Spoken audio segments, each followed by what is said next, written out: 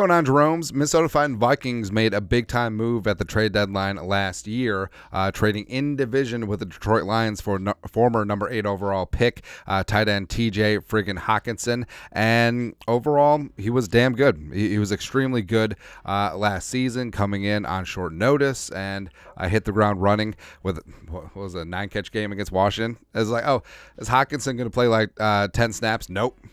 Not so much. But after the trade, Hockenson was one of the best tight ends in the game, and he was top 3 in most statistical categories, trailing generally only Travis Kelce. Back when Travis Kelce was palatable, before he was on every commercial and before he was dating a pop star. Kind of weird, man. And then this offseason, Kwesi did reward TJ Hockenson ahead of Justin Jefferson, but and Hockenson was made with incentives in his deal of potentially the highest paid tight end in NFL history, and his contract is 4 years, $66 million per season, currently averaging 16.5, but with incentives it does bump him up above Darren Waller.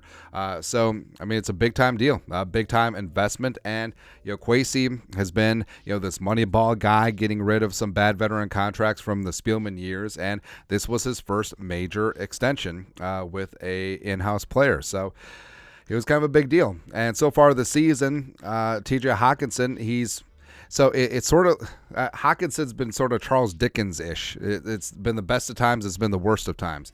So for receptions, I don't know why that's percentage. I screwed up on the spreadsheet. Anyways, he's got 30 catches this year. 30%, whatever, 30 catches. First, numero uno in the league amongst tight ends, 254, third for receiving yardage. His average per reception is 28th at 8.5 amongst qualifying tight ends, which is not good, because it goes to a little bit down. It's yards after catch per reception, only 3.9, which is tied for 25th, which I don't know, man. Like, Hockenson does have a little bit of juice, as we saw last year, but it just seems like he's been very Kyle Rudolph-ish adjacent this year, where, hey, you'll make the catch, but then down. That's what it seems like. I don't know. Maybe it is an homage to Kyle Rudolph, who was honored in the Chargers game, and then Hockenson went out and had maybe his worst game as a pro. 2 touchdowns, tied for 7th. First in targets. Kirk Cousins is certainly looking his way, but yards after catch, like we talked about. Overall PFF grade 66.9, not nice, at 15th. Run blocking grade is sort of whatever, 31st. Josh Oliver's numero uno, by the way, and drops 4. He's tied for dead last in the league with Mark Andrews, or I guess lead in drops. I don't know how you would phrase that, not necessarily, but either way, Hockenson, he's had a rough couple of days, rough couple of games, where the Chargers game, of course, he had that fumble early, as well as had his mitts on the game-winning touchdown, and then flicked it up into an interception, was whatever against the Panthers, and then had three drops against the Chiefs in pretty key spots as well. And all these are good, but the question is it highest paid tight end in NFL history good? And you see games like George Kittle catching 3 touchdowns, or hell, we saw it up close and personal on Sunday. Travis Kelce in the second half completely took over that game. And have we seen a spot where Hockenson has done that, where he puts up numbers? He's a big part of the offense, yes, but have we seen him just be absolutely dominant? I don't know. I don't know.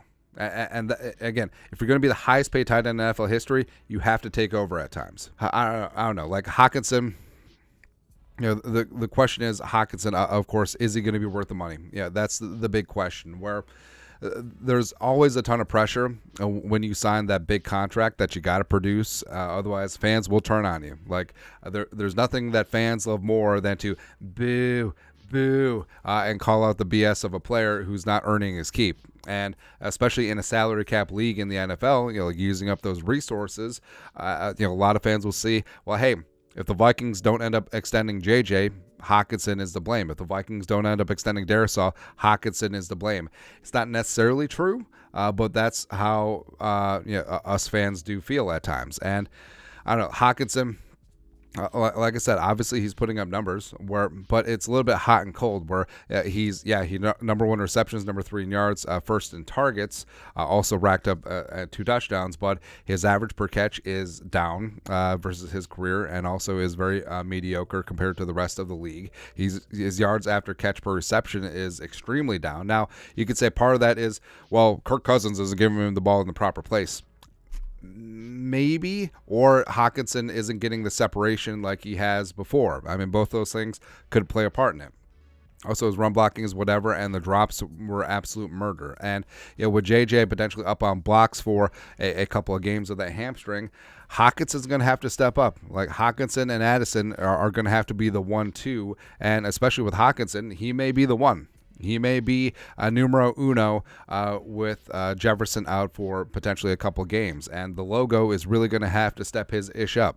So I do have faith. I mean, Hockenson does not seem like Hockenson doesn't seem Hainsworth-ish, where it's like, oh, I got the contract, deuces out. Obviously, he wants to help this team win games. Obviously, he wants to get it done, and no one's more frustrated by his play over the last 3 games than Hockenson is. So hopefully he gets up off the mat and gets back after it and back to good. But your thoughts are on thoughts. Has TJ Hockenson been worth the money so far? Let us know your thoughts in the comment section below. Subscribe for daily Vikings takes. Want to support the work? Put a little something in the Venmo. But next time, Skol, production value.